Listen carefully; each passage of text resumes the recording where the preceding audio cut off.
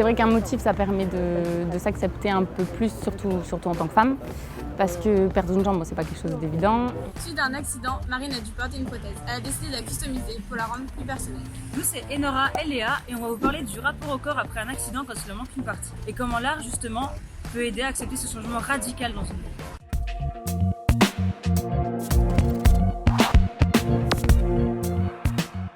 L'idée des prothèses customisées, c'est celle de Simon. Orthoprothésiste de formation, il a écrit son mémoire sur l'impact psychologique de la customisation chez les personnes appareillées.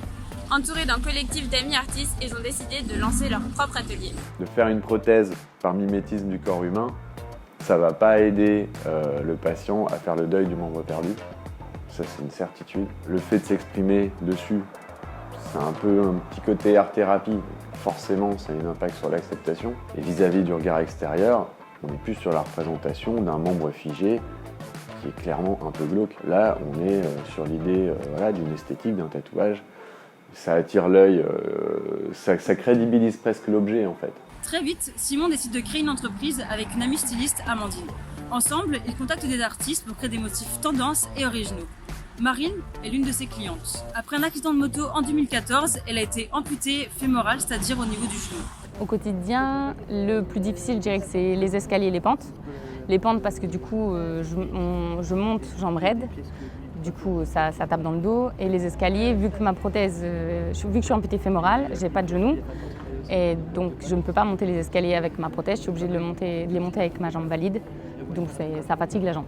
Customiser sa prothèse ne règle pas le problème des douleurs, même si ça peut aider à prendre confiance en soi. Marine, après un an passé avec une prothèse basique, a fait appel à Simon pour créer une prothèse personnalisée. Au début de ma rééducation, j'avais une prothèse en plastique, donc c'est pas forcément très joli.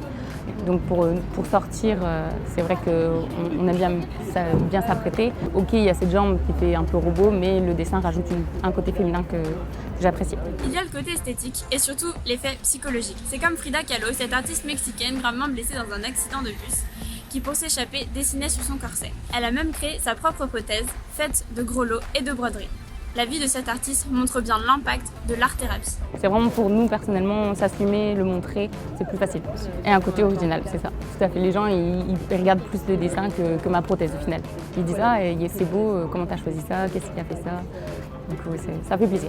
Sur le dialogue, c'est-à-dire que j'ai des personnes qui ont une prothèse depuis la naissance. Leurs amis qui côtoient tous les jours n'ont jamais abordé la question de la prothèse par respect.